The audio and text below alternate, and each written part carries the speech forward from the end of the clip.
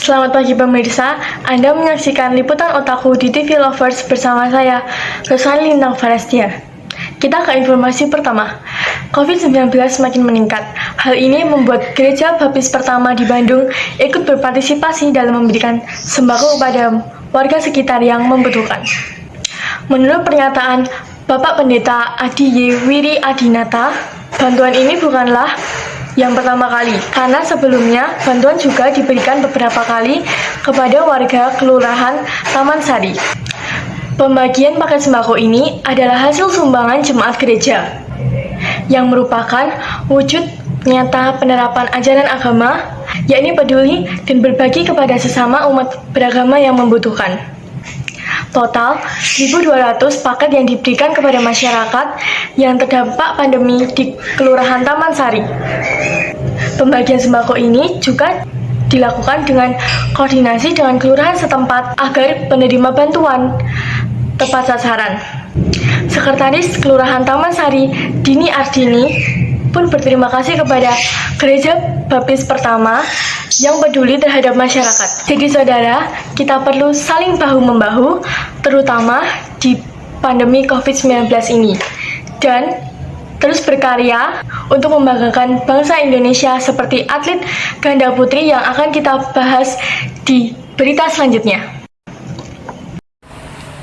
Halo saudara, kita beralih pada Olimpiade Tokyo 2020 bersama saya Andreas Marihel Lambang, atlet bulu tangkis ganda putri Grecia Poli dan Apriani Rahayu merebut medali emas pertama Indonesia di Olimpiade Tokyo 2020 setelah mengalahkan Chen Qingchen dan Jia Yifan dengan strategi yang mereka buat.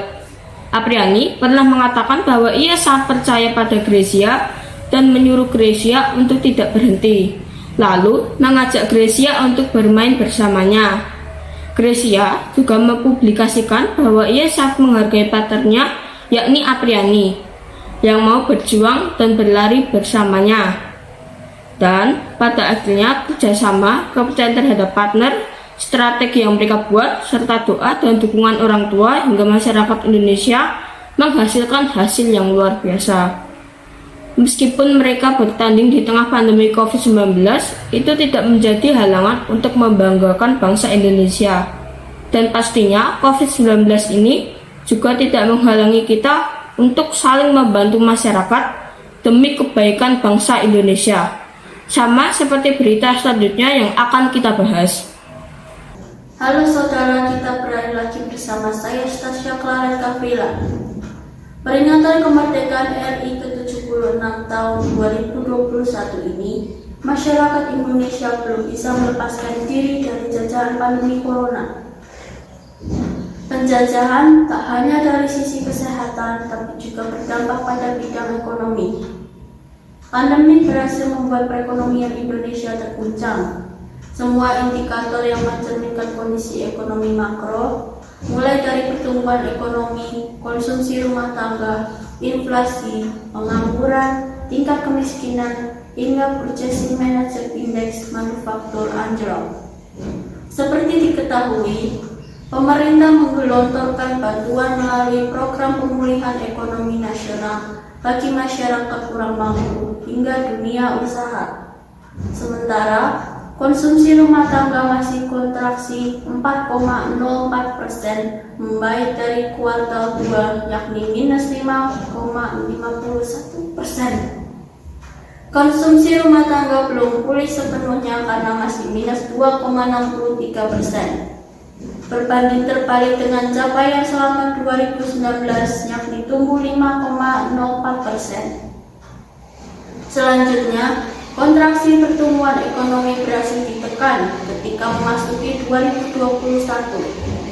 Hal ini sejalan dengan penurunan jumlah kasus COVID-19 serta pelonggaran pembatasan sosial. Demikian berita ekonomi bersama saya. Bagaimanapun kondisi ekonomi pada saat ini, kita harus yakin bahwa situasi ini pasti akan berlalu dan ekonomi kita akan bangkit dan menjadi lebih baik sesuai dengan ideologi Pancasila sebagai pedoman bangsa Indonesia yang akan dibahas lebih mendalam bersama rekan saya Jovina. Silakan Jovina. Saya Jovina Octaviana akan membawakan sejumput informasi untuk menutup liputan hari ini. Ketahanan ideologi Pancasila kembali diuji ketika dunia masuk pada era globalisasi, di mana banyaknya ideologi alternatif merasuki ke dalam segenap sendi-sendi bangsa melalui media informasi yang dapat dijangkau oleh seluruh anak bangsa. Terang Deputi Bidang Pengkajian Strategik Prof. DRIR Reni Mayani MP membuka fokus group discussion atau FGD tentang mencari bentuk implementasi nilai-nilai Pancasila dalam era globalisasi, bertempatan di ruang Gatot Kaca Senin 9 Maret 2020. Reni menjelaskan Pancasila sejatinya merupakan ideologi yang terbuka dalam menyerap nilai-nilai baru yang dapat bermanfaat bagi keberlangsungan hidup. Namun di sisi lain, kewaspadaan nasional terhadap ideologi baru tetap diharuskan. Sedangkan ideologi asli bangsa Indonesia adalah Pancasila malah terlupakan baik nilai-nilainya maupun implementasinya dalam kehidupan sehari-hari. Anggota Komisi 1 DPR RI Dev Akbarsah Fikarno Laksono ME menjelaskan mengenai tantangan yang dihadapi saat ini. Tantangan pertama adalah banyak ideologi alternatif melalui media informasi yang mudah dijangkau oleh seluruh anak bangsa, seperti radikalisme, ekstremisme, dan juga konsumerisme. Hal ini juga membuat masyarakat mengalami penurunan intensitas pembelajaran Pancasila dan juga kurangnya efektivitas serta daya tarik pembelajaran Pancasila.